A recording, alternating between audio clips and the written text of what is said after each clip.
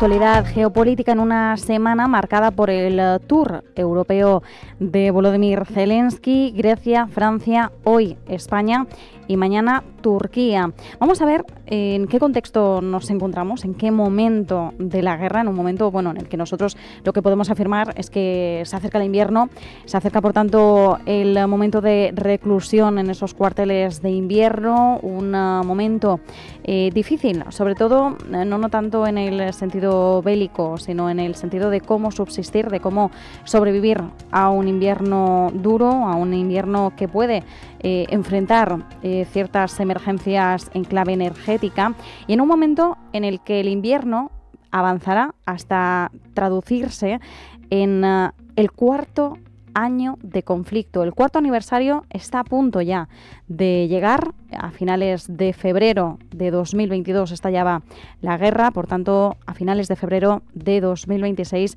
estaremos ya en el cuarto año hacia el quinto. ¿En qué momento nos encontramos? Porque no estamos viendo avances en vía diplomática ni entre Estados Unidos y Rusia, ni tampoco entre Rusia y Ucrania.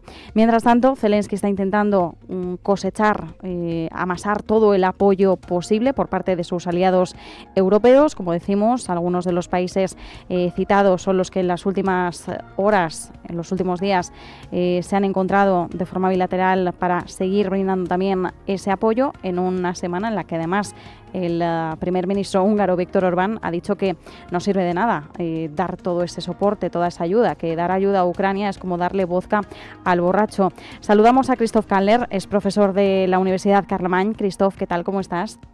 Buenas tardes. Muchas gracias por acompañarnos. Muchas gracias también José Antonio Gurpegui, catedrático de Estudios Norteamericanos, director del Instituto Franklin de la Universidad de Alcalá de Henares. ¿Qué tal? ¿Cómo estás? Hola, muy buenas tardes.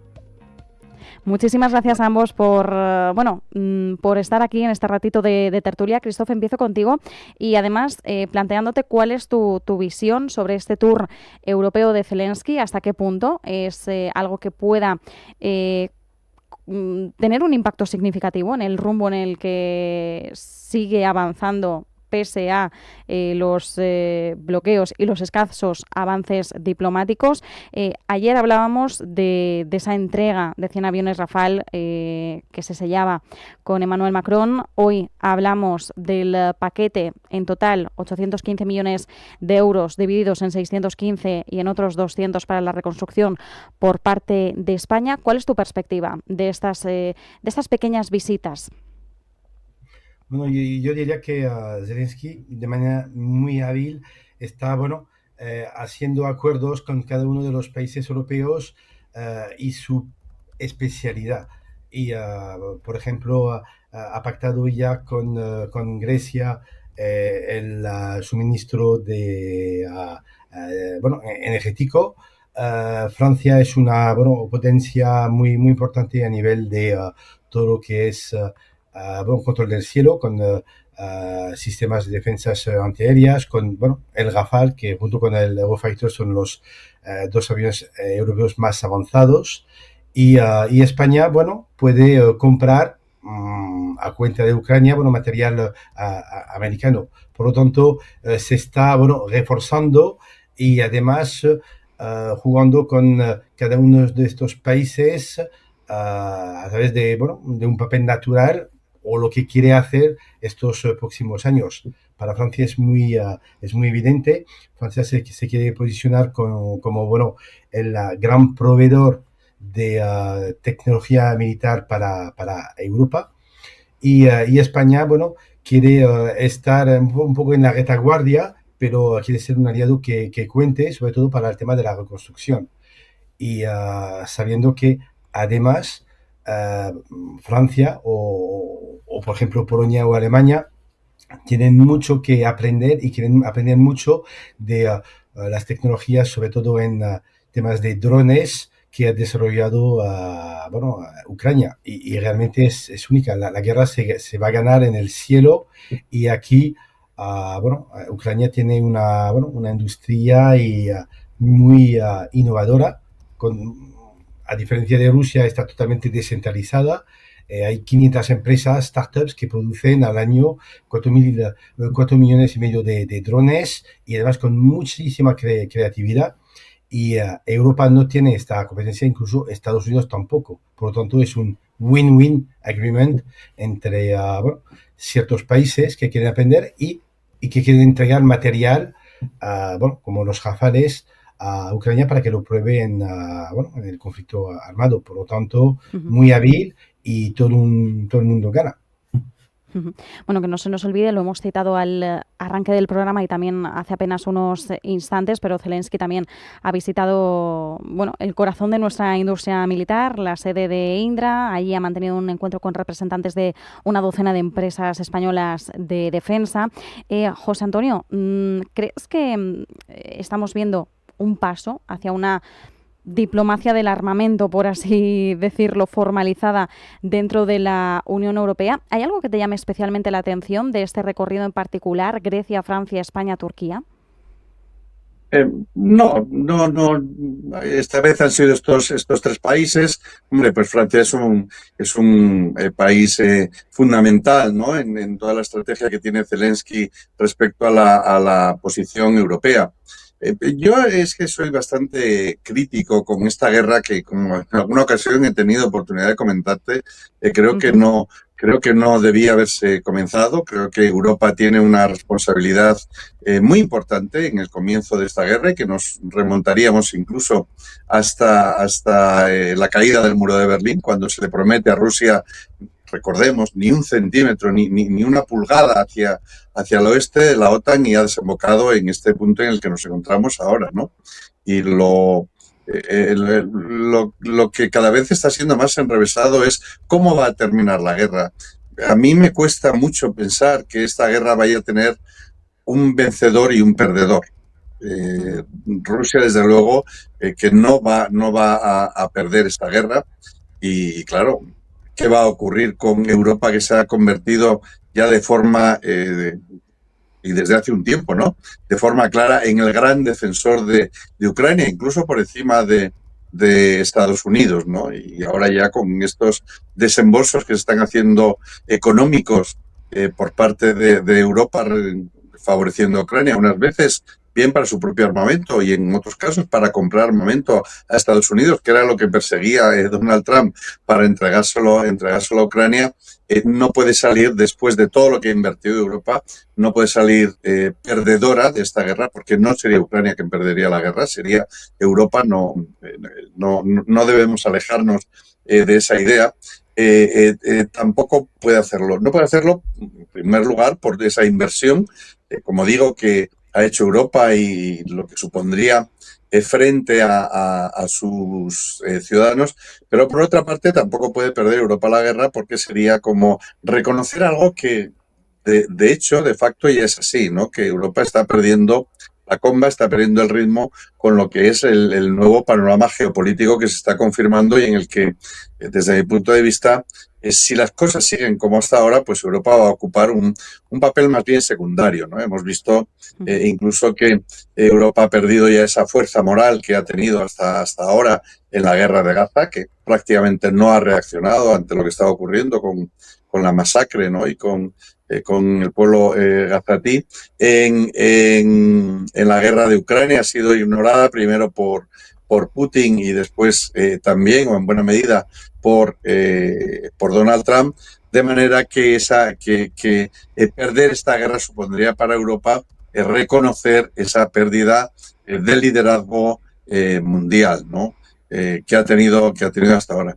Por lo cual el desenlace es más bien complejo, ¿no? En algún momento tendrán que sentarse. Trump pensaba que esto iba a ser tan sencillo como que el final de la guerra, cuando decía lo terminaré en 24 horas o en una semana, ¿no? Creía que el final de esta guerra era algo tan sencillo como cumplimentar las demandas que tenía Rusia al inicio de la contienda, ¿no?, al inicio de la guerra, que desde mi punto de vista no suponía un grave riesgo para Europa ni para la integridad europea. Lo que pasa es que la guerra ha trascendido lo que se estaba debatiendo en origen, que era pues qué es lo que ocurría con esas regiones rusófonas del este de Ucrania, en la frontera con con Rusia. Ahora ya la cosa va mucho más allá. Lo que se está pergreñando aquí es un nuevo orden mundial en el que las alianzas tradicionales pues no han funcionado y otras que no son tradicionales pues sí han funcionado, ¿no? Entonces es una situación muy, muy enrevesada. Bueno, Zalas ha dicho hace muy poco, ¿no?, que hay que iniciar otra vez las conversaciones con Rusia, y yo pienso que en esa línea, en el sentido de que Europa no puede permitirse perder esta guerra, pero Rusia no la va a perder tampoco. Bueno, justo citabas una carta que... Perdona si me he extendido más de lo... No, nada, José Antonio, no te preocupes, vamos rascando tiempo. Pero justo estabas citando una carta que ha recibido efectivamente la alta representante de la Unión Europea, Kaja Kallas, por parte de una eurodiputada, Fernand Karteiser. Bueno, yo no sé si lo he pronunciado adecuadamente, pero en esa carta efectivamente la eurodiputada le pide que se reanuden las conversaciones Europa-Rusia y también le indica que hay que abandonar los planes para integrar a Ucrania no en la Unión Europea, sino en la red militar de la Unión Europea, porque dice en esa carta que la militarización de la Unión Europea hace que una posible futura adhesión de Ucrania sea mucho más complicada y que, por lo tanto, por el momento Ucrania debería estar fuera de estos programas de la Unión Europea con carácter de defensa. Bueno, este es... Si me permites una frase, un inciso. Sí, claro. Realmente, a mí me parece muy interesante, sobre todo porque la OTAN ha eclipsado a la Unión Europea. La Unión Europea como tal ahora está eclipsada por la OTAN, y quien está dirigiendo o quien está controlando la Unión Europea es la política de la OTAN. Simplemente, no voy a robar más tiempo, pero eso creo que es importante, ¿no?, que debiéramos tenerlo presente. Pues me parece muy interesante y además también muy buen titular, muy gráfico, también para entender en qué punto nos estamos moviendo. Por cierto, Christoph, dentro de todo esto, también me interesa mucho el punto de... cuando hablaba José Antonio de la reconstrucción de Ucrania, en ese primer punto en el que además pues ya sabemos que 200 millones por parte de España se destinan a esa reconstrucción. Claro, en las últimas horas también ha habido puntualizaciones por parte del ministro de Finanzas ruso, quien ha dicho, ojo, que como nos toquéis los activos rusos o sigáis confiscando activos rusos, nosotros vamos a responder. Y de hecho, él ya ha dicho que existe un borrador, que existe un plan para esa respuesta rusa a Europa en medio de este movimiento de confiscación de activos.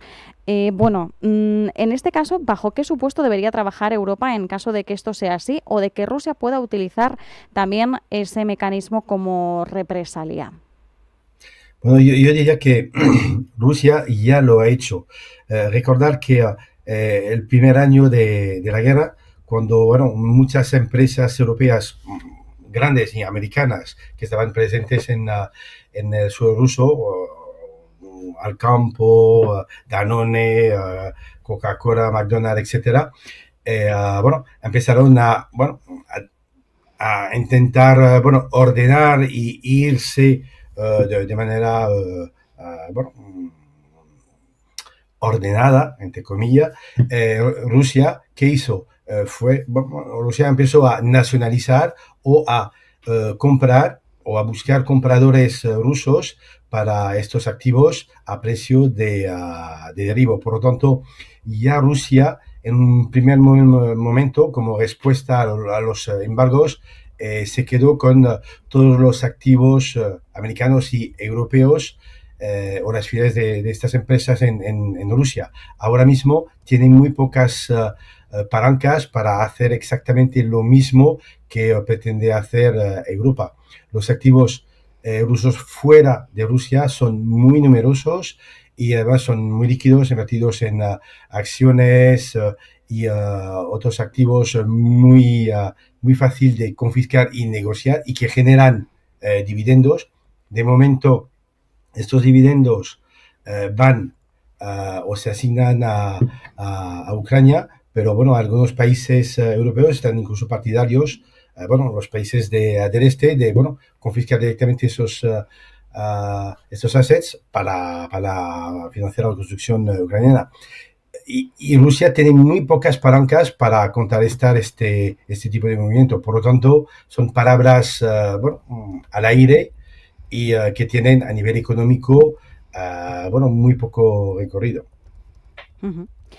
José Antonio, ¿cuál es tu visión al respecto en medio de efectivamente utilizar esos activos rusos congelados para la reconstrucción de Ucrania respecto a la posible respuesta que puede tener preparada Rusia u otros mecanismos de ahora en adelante? Recordemos además también el momento en el que nos encontramos, momento en el que no está habiendo avance diplomático de ningún tipo. Nos vamos aproximando al cuarto año redondo de guerra sin perspectivas, realmente de hablar de un entorno posguerra, al menos en el corto plazo. Entonces todavía tenemos, desde luego, muchas represalias cruzadas por delante, probablemente, si nos mantenemos en el contexto actual. Sí, yo reitero un poco lo que te comentaba antes, ¿no? Sobre la complejidad de este conflicto.